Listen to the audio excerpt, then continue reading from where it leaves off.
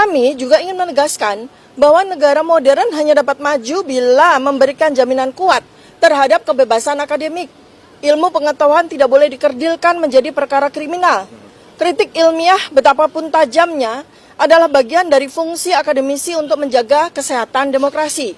Seluruh dunia akademik berdiri atas prinsip bahwa penelitian, penilaian kritis, dan publikasi ilmiah harus dilindungi sebagai kontribusi kepada bangsa, bukan ditakuti sebagai ancaman.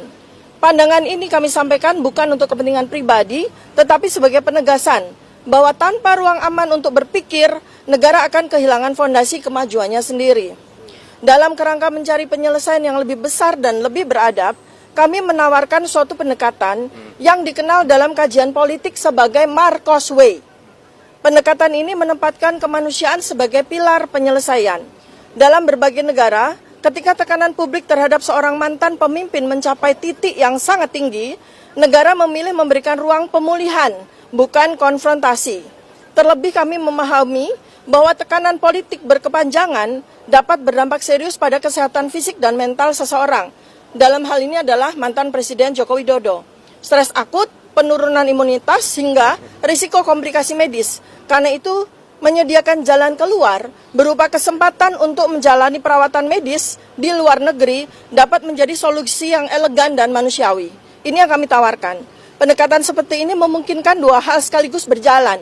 Di satu sisi, negara menjaga keterangan publik dan menghindari eskalasi konflik. Di sisi lain, pihak yang bersangkutan tetap mendapatkan ruang penghormatan dan perlindungan kesehatan. Inilah pilihan penyelesaian yang tidak merendahkan siapapun, sekaligus membuka jalan bagi negara untuk memfokuskan energi pada masa depan dan agenda pembangunan. Tiga gagasan ini kami sampaikan di dalam forum yang sedianya kami hadir, Komisi Percepatan Reformasi Kepolisian ini, sebagai sebuah pandangan intelektual dan akademisi. Indonesia membutuhkan keteduhan, kecerdihan nalar, dan keberanian untuk memilih solusi yang menjaga martabat semua pihak.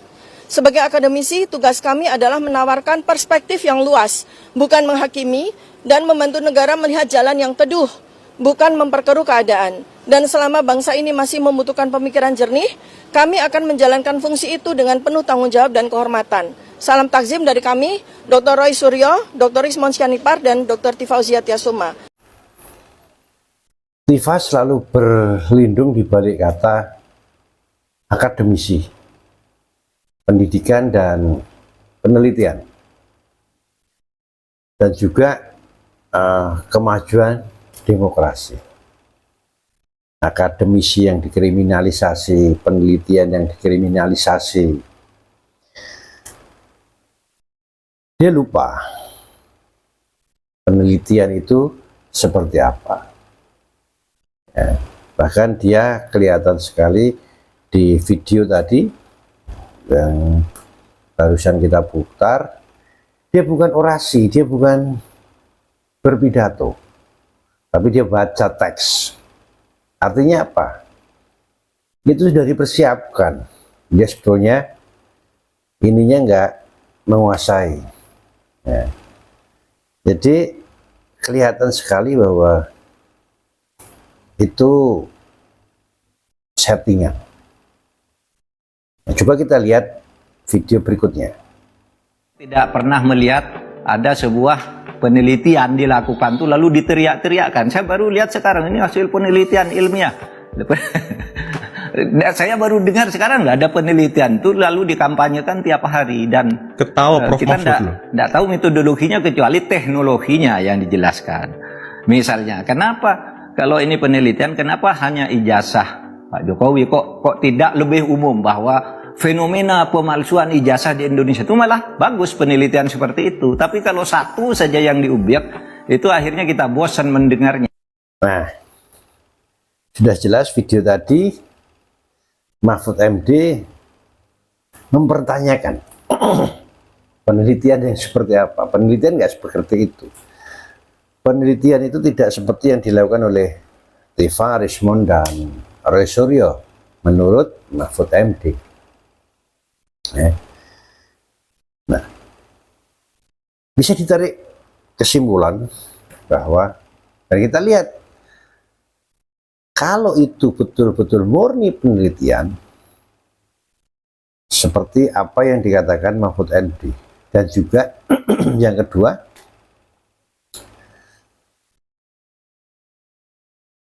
kalau memang penelitian tentang ijazah, tadi di Mahfud MD mengatakan fenomena ijazah palsu di Indonesia, jadi tidak hanya fokus ke ijazah Jokowi dan Gibran. Anehnya lagi merembet ke makam, mengorek sejarah silsilah Jokowi serta keluarganya, ya. Karena memang sebetulnya bisa ditarik kesimpulan dari perjalanan ijazahnya Pak Jokowi ini, bisa ditarik kesimpulan bahwa Roy Suryo, Tiva itu punya dendam pribadi terhadap Jokowi. Refli Harun juga bisa dikatakan, ada yang mengatakan bahwa Refli Harun itu juga punya dendam pribadi pada Pak Jokowi. Dan kebetulan ada pihak-pihak tertentu yang memanfaatkan emosi Roy Suryo, Tiva, dan Rismond dan kawan-kawan. Akhirnya disulut, rasa kebencian itu akan akhirnya menjadi-jadi, ya. Ada praduga, itu juga ada yang membiayai. Semoga sebentar lagi proses hukum ini akan berlanjut. Semoga segera berakhir drama tentang ijazah ini, sehingga kegaduhan ijazah Pak Jokowi ini segera berakhir, kembali damai, agar pemerintahan Prabowo ini fokus ke pembangunan dan kesejahteraan masyarakat. Wassalam.